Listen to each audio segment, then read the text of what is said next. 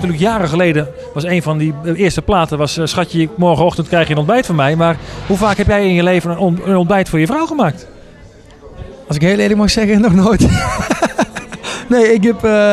Nee, ik heb nog nooit ontbijt gemaakt voor hem. Maar ja, wel samen. We eten meestal wel samen, 's ochtends, weet je wel. En ook 's middags eten we. Eigenlijk eten we altijd samen, maar nooit. Ik heb niet echt een ontbijt voor haar gemaakt, nee, inderdaad. Ja, ik zeg al, de liedjes gaan niet altijd over je eigen, dat merk je wel. Maar wel leuk, ja, inderdaad. Het is wel heel leuk. In de romanticus test, vaccinelichtjes in de slaapkamer? Nee, niet in de slaapkamer. Wel voor, vind ik dat wel leuk, maar niet in de slaapkamer niet. Nee. Rozenblaadjes door het huis?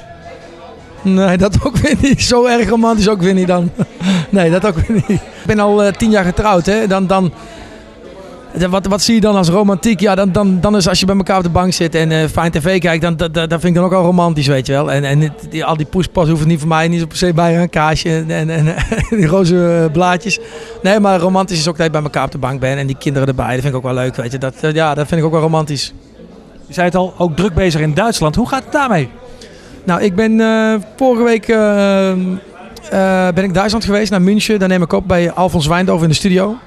Alfons Wijndorf, ook de producer van Semino Rossi en Hans Hinterseer. Bruno en Bruno. Dat is een hele grote producer uit Duitsland. En daar mag ik mee werken. Nou, daar mag je heel trots op zijn. Dus ik ben de vorige week heen geweest, heb ik kerstliedjes ingezongen. Drie nieuwe kerstliedjes. En dan proberen we daar in die grote Duitse shows mee te komen. Dus, mijn manager in Duitsland, Frans Selp is dat. Die zei, ja, we hebben de meeste kans en de snelste kans om dan met kerstliedjes erin te komen. En daarna met je eigen singles erin te komen. Dus ja, het is even afwachten, maar we zijn druk bezig. Dus het was vorige week, volgens mij is het alweer 2 weken geleden, 30 graden. En stonden daar in de studio kerstliedjes te zingen. Dus het is wel heel bijzonder.